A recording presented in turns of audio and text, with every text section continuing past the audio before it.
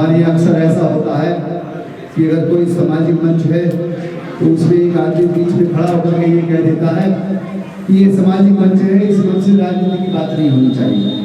वर्तमान सरकार पे, वर्तमान सरकारें चाहे वो किसी की भी रही हो, जैसे वर्तमान सरकार ये है, इससे पहले जो भी सरकार रही है, अगर आपका वो अहित करती है तो इसी मंच से उसकी भी बात होनी चाहिए। अभी हाल ही फिलहाल में दत्तोपंत ठेंगड़ी की किताब आती है, आरएसएस के जो प्रचारक रहे हैं, जिन्होंने भारतीय किसान मजदूर संघ की स्थापना आरएसएस में की है, उनकी किताब आती है तो वो कहती है बाबा साहब जो है हिंदू समर्थक थे, उनकी किताबों की मैं लाइन पढ़ रहा था और वो आरएसएस के मंच पर जाया करते थे, जबकि ऐसा कहीं बाबा साहब ने किसी भी अपने साहित्य में विश्व के प्रथम वैज्ञानिक तथागत गौतम बुद्ध के चरणों में नमन करते हुए नारी के मुक्तिदाता, हम सभी के हाथों में कलम थमाने वाले, भारत को महानतम संविधान देने वाले बाबा साहब के चरणों में नमन करते हुए समानता की लड़ाई लड़े, ब्राह्मणवाद के विरोध में वाराणसी में लड़ाई लड़ने वाले संत रविदास के चरणों में नमन करते हुए इस देश की प्रथम महिला शिक्षिका सावित्रीबाई फुले के चरणों में नमन करते हुए सामाजिक क्रांति के योद्धा ज्योतिबा फुले के चरणों में नमन करते हुए ब्राह्मणवाद की रीढ़ की हड्डी को तोड़ने वाले पेरियार साहब के चरणों में नमन करते हुए वो तमाम महापुरुष जिन्होंने समानता की लड़ाई हमारे आपके लिए इस देश में लड़ी, उन सभी संतों महापुरुषों के चरणों में नमन करते हुए आज के इस स्थापना समारोह में सम्मान दिया, इन सभी का आभार। मंच पर बैठे बंदेगण, सम्मुख बैठे नौजवान साथियों, मातृशक्तियों, सभी को मेरा जय भीम नमस्कार। आप सबका बहुत बहुत आभार के यहाँ हमें सम्मान दिया और समिति का 3rd स्थापना दिवस है। समिति ऐसे ही समाज में काम करते रहे, सभी समाज को जोड़ने का काम करे, यही हमारी कामना है। साथ ही साथ कल संत रविदास जी की जयंती थी, उन सभी को, आप सभी को उनका जयंती का हार्दिक शुभकामनाएं। साथियों, मेरा ऐसा मानना है कि हम जब जब संतों महापुरुषों की जयंती मनाएं तो वो जयंती सिर्फ पुष्प या माला डालने से नहीं होना चाहिए, हमें उनके विचार पर अमल करना चाहिए। जैसा आप देखते हैं कि तमाम बुद्ध से लेकर के और बाबा साहब तक जिन्होंने भी लड़ाई, समानता की लड़ाई और वर्ण व्यवस्था के खिलाफ, जाति व्यवस्था के खिलाफ लड़ाई लड़ी, उन सभी का जैसे मैं देखता हूं ब्राह्मणीकरण करने की कोशिश की गई। अगर आप तथागत बुद्ध को देखें तो उनको भी जो है विष्णु का अवतार बताने की कोशिश की गई, 10 अवतार बताने की कोशिश की गई। अगर आप रैदास को भी देखें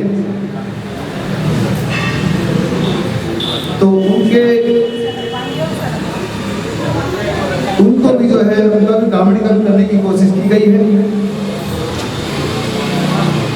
अभी आप देखें तो जैसे रामभद्राचार्य जो चित्रकूट के शंकराचार्य हैं, उन्होंने तथागत बुद्ध पर जो टिप्पणी की है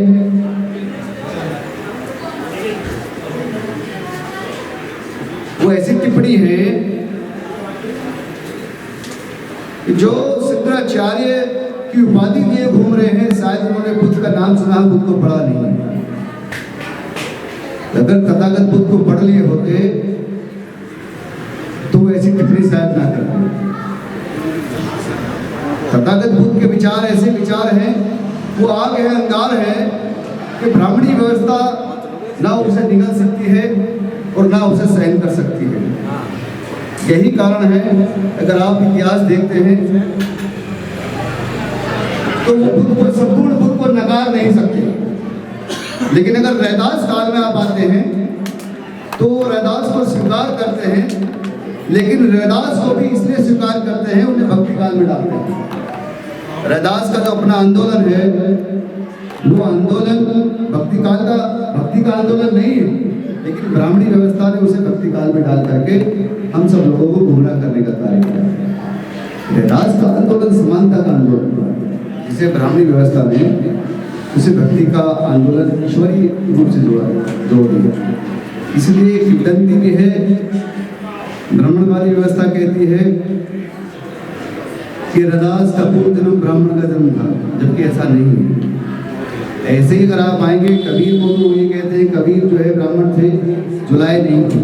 तो अभी हाल ही फिलहाल में दत्तोपंत ठेंगड़ी की किताब आती है, आरएसएस के जो प्रचारक रहे हैं,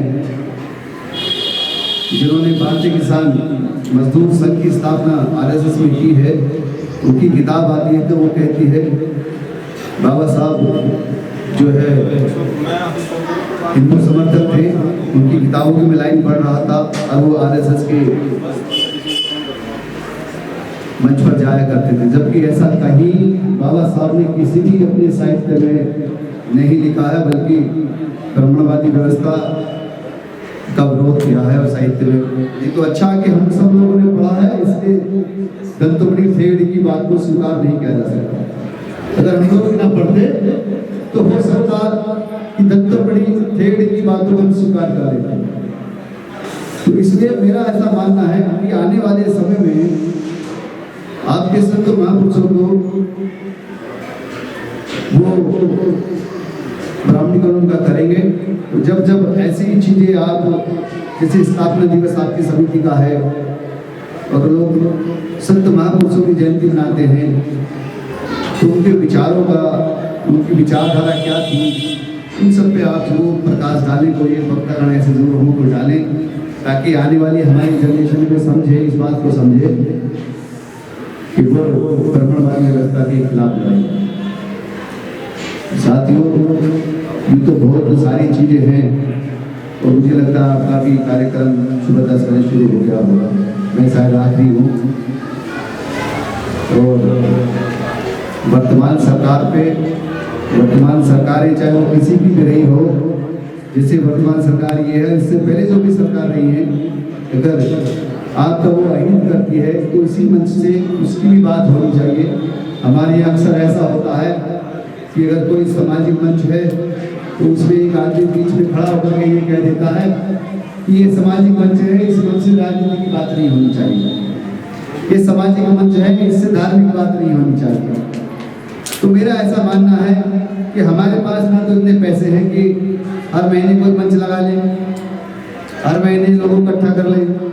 तो अगर कोई मंच लगता है तो सामाजिक भी बात होनी चाहिए, उसमें उस पर धर्म की भी बात होनी चाहिए उसी मंच से, और उसी मंच से राजनीतिक बात भी होनी चाहिए। क्योंकि जो वर्तमान सत्ता आज है, सत्ता में है, वो धार्मिक मंचों के सहारे ही सत्ता में आई है।